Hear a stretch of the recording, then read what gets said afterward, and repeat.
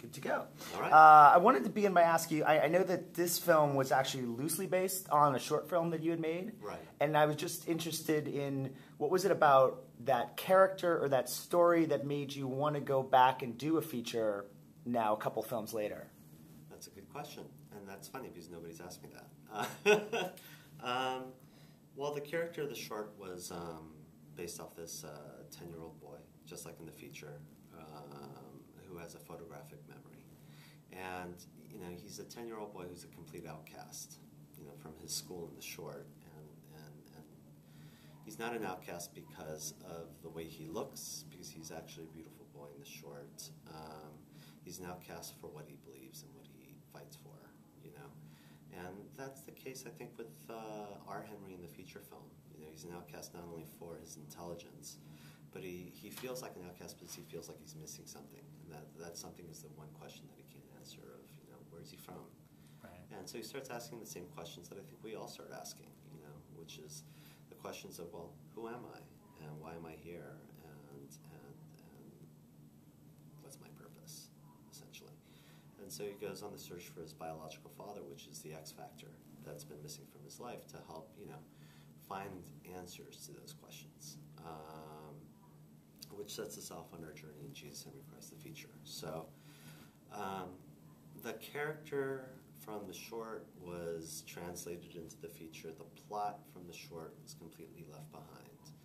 And the title was also taken because, you know, Henry in the feature he's a modern day miracle. He's an immaculate conception in a lot of ways, you know. And it's that whole thing of course, the search for the father figure. So that's why it's called Jesus, Henry Christ. Interesting. Yeah. Well, and the character, you know, I mean, he's considered a genius, but really he has this ability to not forget. He remembers everything. Right. And I know that's actually a somewhat real sort of phenomena that some people have. Was that sort of where you got that idea? Did you do some research, or was it all just sort of a fictional idea? It was all fictional. I mean, I did do some research, and there is, you know, the term photographic memory is actually not correct. You know, but what it's used in the movie because, you know, it's what everybody relates to and can immediately understand. The thing about it is he's called a genius and he's labeled a genius and he's all this, but really he just has a photographic memory, right? You know, which doesn't necessarily make you a genius. You just don't forget anything. But what do you do with all that information and how do you process it? You know, to synthesize it into something that's larger than, you know, just all the parts. And that's what Henry has to learn. Yeah. You know? Well, and I think I read in the press now it's like a tagline, like some things you don't want to remember. Is that an idea? Exactly. Yeah.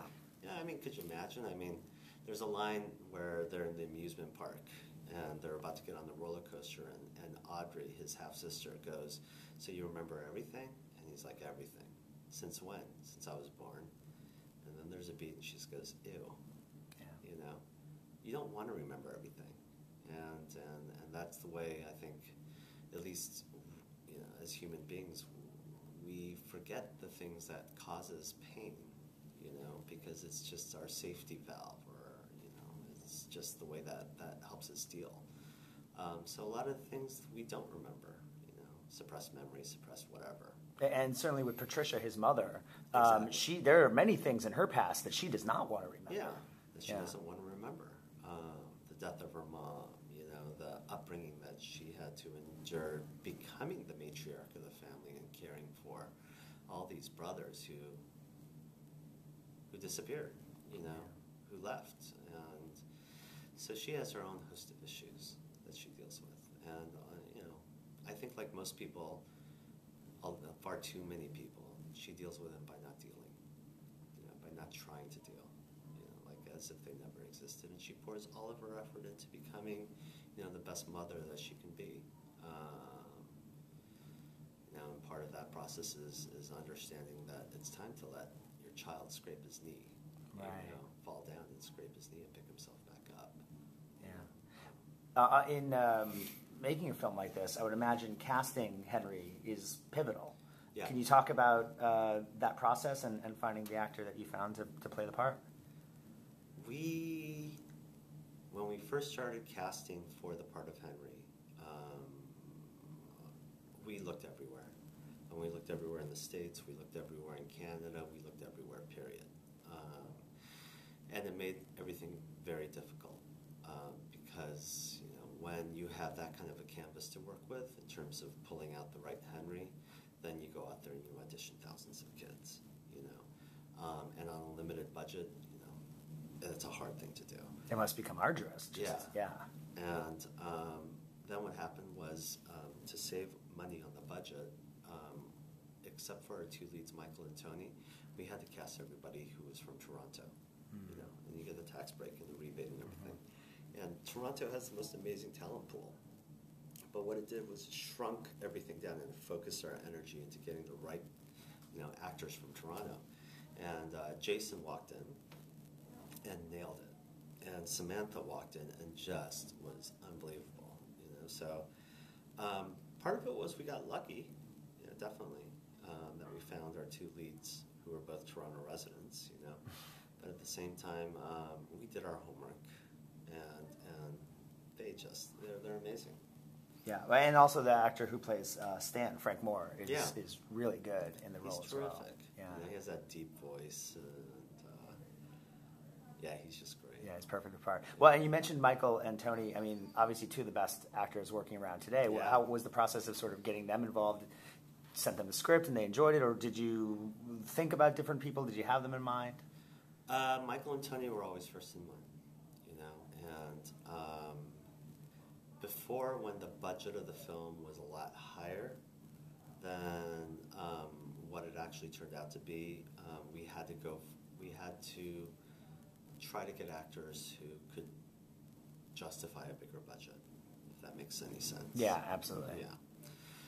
But when the budget came down, and this is no reflection on Michael or Tony and their talent, you know, but when the budget came down, our investors became much more comfortable, you know, with going with Michael and Tony as our leads.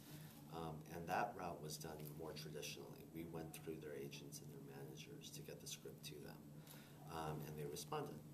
And because of their response, we were able to attach them onto the project. And I mean, both are.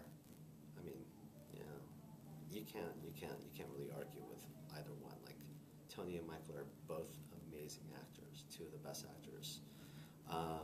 What's their process on the set with you as a director? Are they very collaborative about what they're trying to do and working with you, or is it sort of like they did their homework, they come to set and they just nail it? Both of them did their homework, and they definitely bring an interpretation to the character when they arrive on set. Now, on an independent feature like this, you don't have the luxury of doing rehearsals, right? You know, so you know you have to work with what you got on that day. And Michael and Tony nailed it each and every time. And then you would give like a slight adjustment, you know, just something just slight. They would take it and run with it. Oh, Michael, thank God he was like this. Michael was like a two-take actor, you know. The first time we were on such a tight schedule. Right, it's run and gun, it's right? It's run and gun. Yeah. It's like if we got it in one take, we would go. You know, if we got it in two takes, we would go. As a courtesy, you know, I always gave the actors one take on their own, and once I knew that we got what I needed, and I would just think to myself, well, you know, what can he possibly do? What can she possibly do? You know, and that third take would just be the magical one, where you're like, oh my God, they brought so much more to the table and just like twisted things just slightly, but the camera captures everything. So they're amazing. I mean, Michael and Tony are absolutely amazing. As a filmmaker, how's that process for you? I mean, does it limit what you can do when you have just a small amount of time, or does it almost enhance it in a way because you really have to go with what you got? I think it's a little bit of both. Yeah. You know, you know you're under the gun, so there isn't any wasting time. You know, a friend of mine likes to say that work expands to meet the time allotted. You know, if you don't have a time allotted, you know, you better work pretty fast. And so in that way, it's great because there's no downtime. You're just constantly going. Yet at the same time, you know, because you're running on such a limited schedule, you have to make compromises, you know, in terms of production, in terms of story, in terms of what you want to say and how you want to say it. but hopefully nobody will notice that. Yeah, no, absolutely. Well, a final question I wanted to ask you. I know Julia Roberts is executive producer in the film and obviously appeared in your last film and also produced that. What is sort of the working relationship between you two, and what does she bring to a project as an executive producer? What she brings to the project is obviously her. You know, when Julia is involved in one of your projects, a lot of doors open, you know, for you. But you still have to. I mean, before anybody puts money into something, you still have to justify. You know, especially if Julia is not going to be on the screen, then it becomes a much harder sell. But Julia is a person who trusts in the people that she works with. So she'd never, you know, she's not a helicopter boss in terms of hovering over your shoulder. She's like, you know what you're doing, you guys are professionals, this is your story, I'm here to protect you. You know, I'm here to protect you, I'm here to protect what you want to get. And you couldn't ask for a better boss than that, you know. I think a lot of times, especially in the business that we do, it's not about, the bottom line isn't about the movie, the bottom line is about, well, how are we going to sell the film, necessarily, right? But for Julia, it's about like protecting, you know, the vision of what we want to get. So she's an amazing boss. Oh, that's great. That's great and to have. That's the God's honest truth. Yeah, yeah, absolutely. I believe you. So. Awesome. Great. Thank you so much.